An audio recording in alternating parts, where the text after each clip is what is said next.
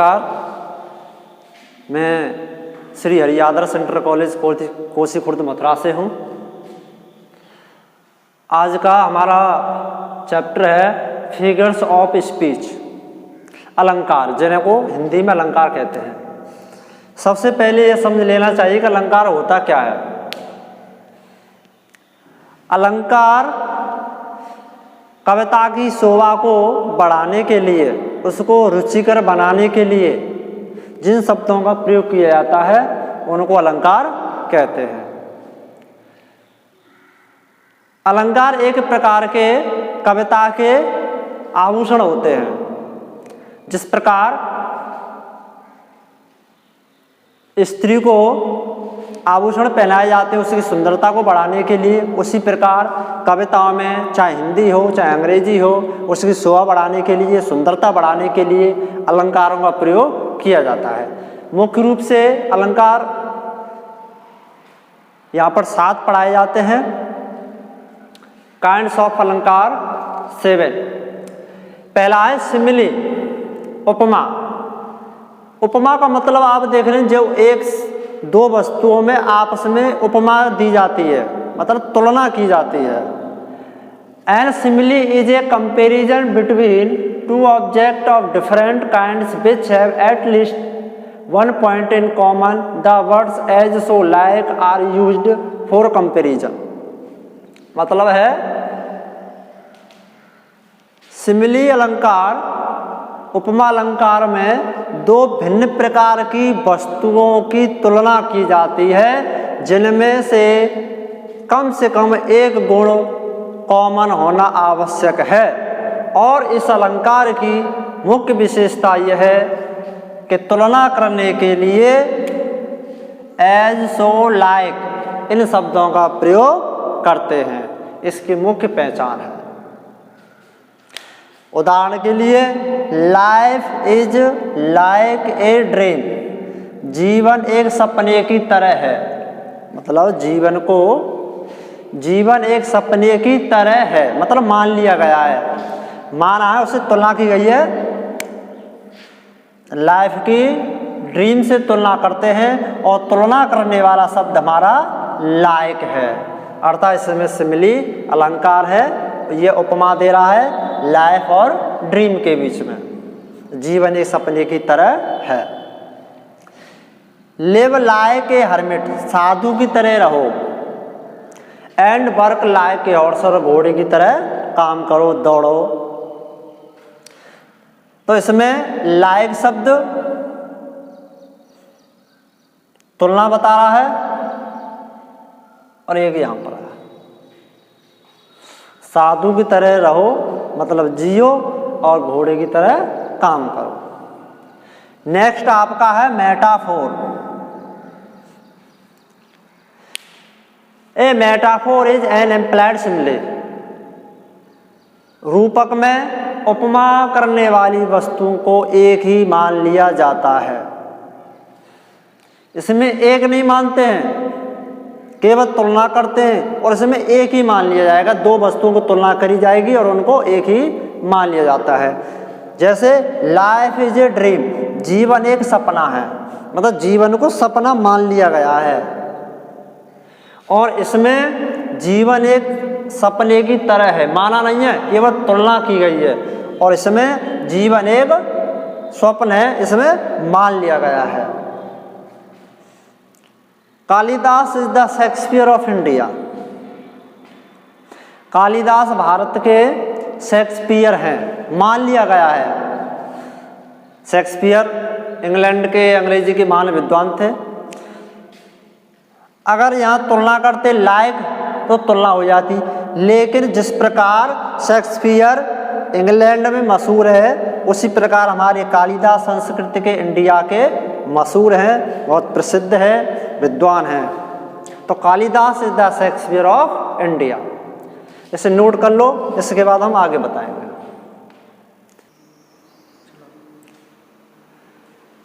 Next है आपका personification, मानवीकरण। मानवीकरण नाम से मालूम पड़ रहा है मानवीकरण, किसी वस्तु को मानव मानना। इस अलंकार में निर्जीव वस्तुओं को या भावों को व्यक्ति के रूप में मानकर व्यक्ति के रूप में मान लेते हैं। अर्थात पर्सोनिफिकेशन अलंकार में निर्जीव वस्तुओं को या भावों को व्यक्ति के रूप में मतलब सजीव मानकर वर्णन करते हैं, उसे मानवीकरण अलंकार कहते हैं। यह तो अंग्रेजी की डेफिनेशन है, इसे पढ़ लो, आपको हिंदी में बता रहा हूं। अब कैसे मानते हैं? उदाहरण के लिए, opportunity knocks at the door but once. Opportunity कहते हैं अवसर, मौका। मौका दरवाजा खटखटाता है लेकिन एक बार। जैसे आपके चांस मिला, आपको मौका मिल रहा है टेस्ट देने का, पढ़ाई का, आपको सुविधाएं मिल रही है। तो मेरा कहने का तात्पर्य है अवसर दरवाजा खटखटाता है लेकिन एक बार। तो दरवाजा कौन खटखटा सकता है? अरे सजीव आदमी तो खटखटाएगा, कोई मानवी तो खटखटा सकता है दरवाजे को।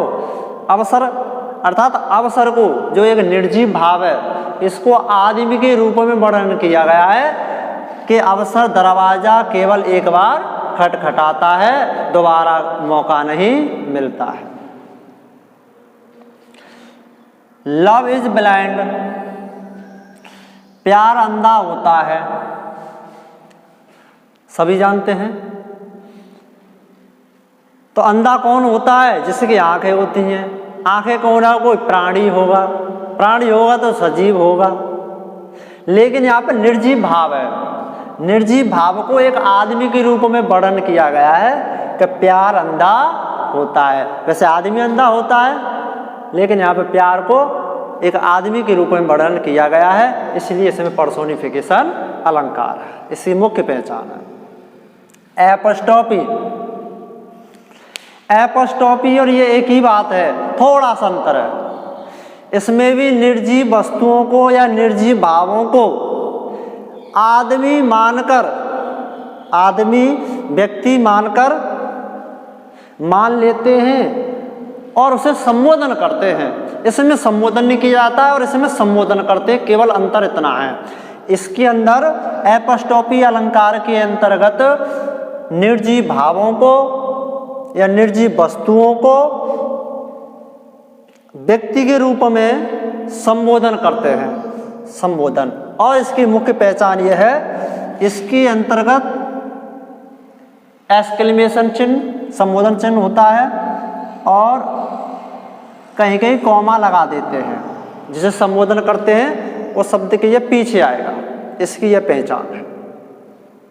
जैसे ओ लिबर्टी, यहाँ पे यह चिन्ह आया है exclamation mark. O liberty why are you so dear, तुम कितनी प्यारी हो, तुम इतनी प्यारी क्यों हो।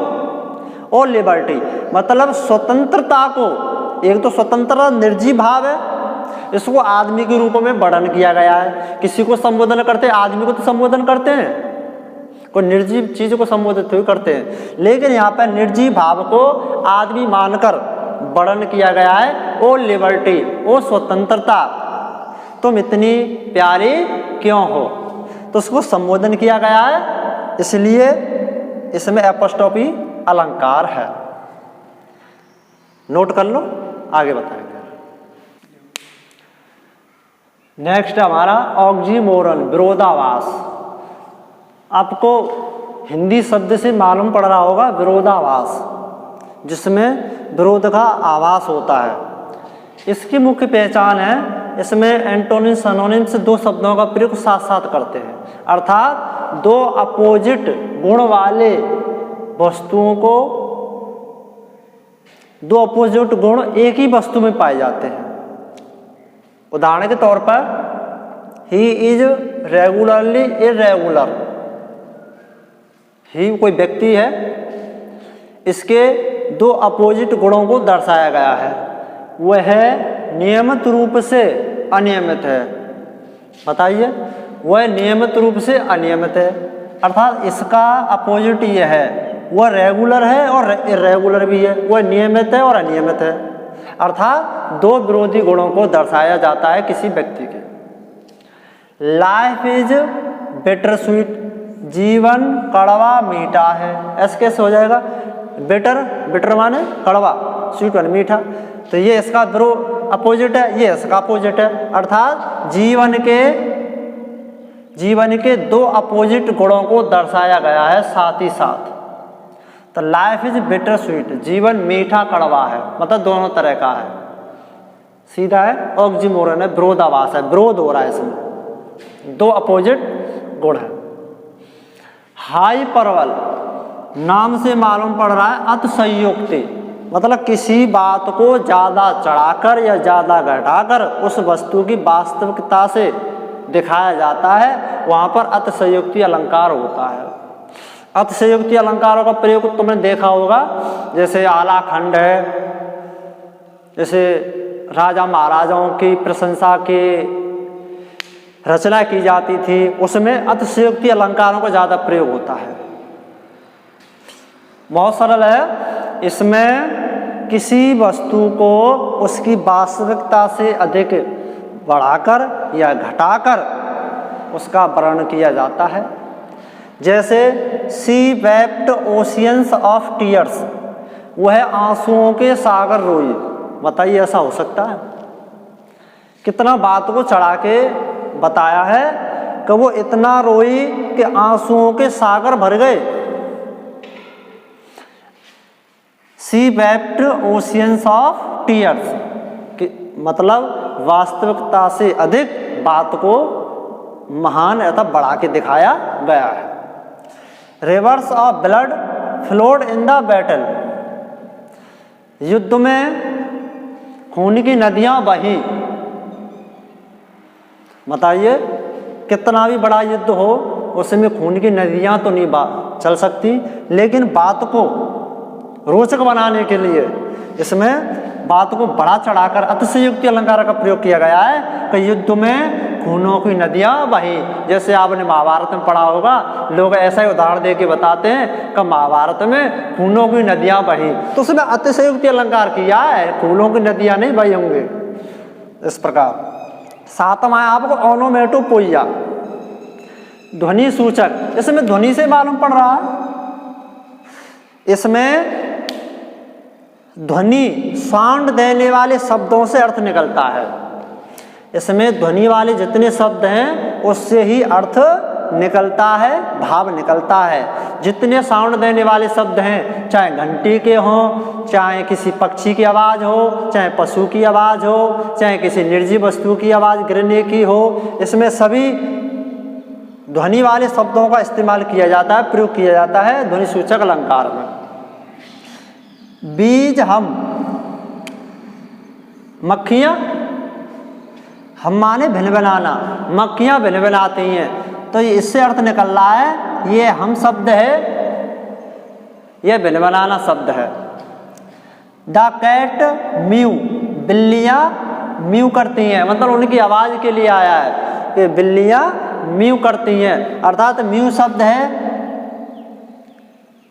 यह दर्शाता है कि ओनोमेटोपोइया है। अर्थात जितने ध्वनि वाले शब्द होते हैं उसमें सब में ओनोमेटोपोइया होता है। नोट कर लो। आज के लिए बस इतना ही। थैंक यू, नमस्कार।